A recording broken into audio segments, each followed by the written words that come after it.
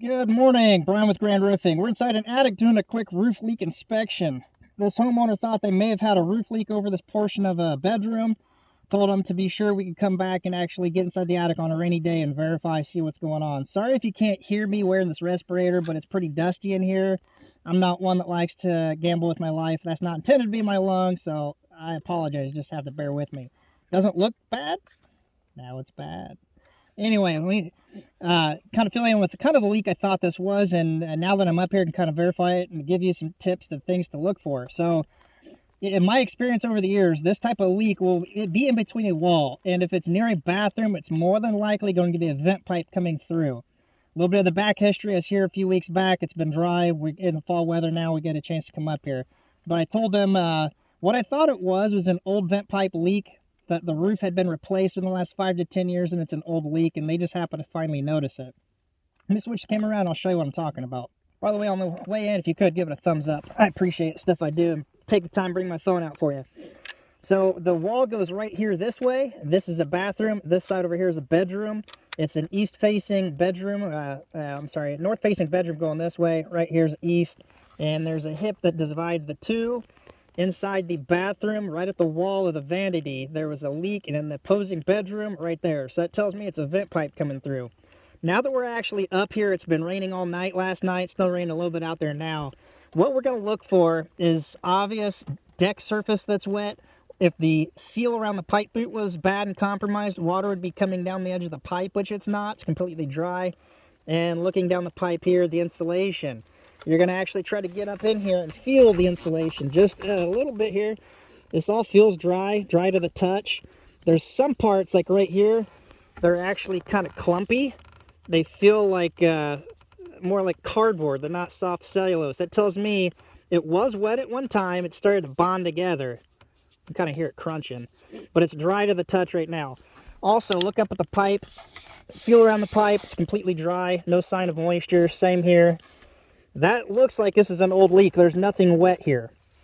If you were to dig down in that insulation, I could show you where the actual leak has shown the damage in the ceiling. But it's not. I'm not going to, because it's about 18 inches of cellulose, and it's going to be really messy. So if it was leaking around the pipe coming down here, go up on your roof. It's a secondary pipe collar. Simple collar cover can cover that, or you can do a more extensive replacement and actually flat bar out shingles and replace the pipe boots. Your call. Depends on if it's compromised or if it's just the rubber seal.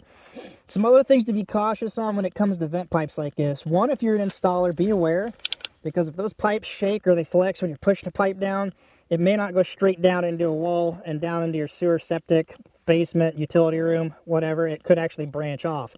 And why you need to be careful, pushing down can actually crack your PVC fittings and pipes. That's not good. That will cause a leak. The other thing to be aware of is when the pipes come down and they tee off to other bathrooms and kitchens to vent, if that pipe slopes down at an angle and then back up, if it's not draining correctly, water can come in. It's designed to actually allow the fumes to come out, and any rainwater goes in will work its way through. Well, if it gets to a low spot and you're in an area where the weather is cold and cold winters and below freezing, it can actually freeze that if you get enough, expand, cracking the pipe. I've seen them, and it will actually cause a leak. So you're going to make sure if you do plumb these, or if you are working on them, they need to actually slope down to drain the water. But those are some things to be aware of and to look for. This looks good. It looks like an old leak. Nothing further here on this. I've got another one to kind of crawl to if I can get to it, but I don't think I will. Because it's in an addition and the wall goes down so low, I don't think I'm going to be able to get to it. So just wanted to share a little bit of a different leak investigation, leak inspection in a bathroom interior wall. So a little tip. Interior wall, it's near a bathroom, it's probably a vent pipe like this. Give it a thumbs up on the way in if you could. Also, check the description down below. I'll link these up. You really don't want to be breathing this stuff. I value my health and my life. I only got one. I'm going to do my best to take care of it. Because you don't want to be breathing that stuff. It's actually not bad now, but the minute you start walking through here again, it's going to kick up a lot. So, check the link in the description. Also, I've really seen some attics I've been in, old insulation, plumbing insulation, and even vermiculite, where it actually can have trace elements of asbestos. Some of the old pipes that run through the attics, you've got this like cloth-like substance wrapping it. That is asbestos. And yeah, some people are like, you can't really say that. Well, go cut a little piece carefully, make sure you wear your gear. Send it off to a lab and they'll test it for you. Yes, they made asbestos into a lot of different things, especially flame retardant and insulating materials because of the properties of it. So use a respirator. Many different kinds on the market. This is completely sealed. Air only comes in the vent area here and out through the chin part there. They have many different respirator filter packs. Some are for organic, some are for little particulates and asbestos. So make sure you look in the documentation for what you're needing it for, but definitely take care of yourself. Hope the video helped. If you could, give it a thumbs up. Got too many notifications popping up here. Until next time, be safe. Oh, by the way, 20,000 subscriber giveaway is coming up. Keep your eye on the channel. If you're not subscribed, hit the subscribe button, hit the bell notification so you're notified when it comes out, so you can possibly win a $500 giveaway.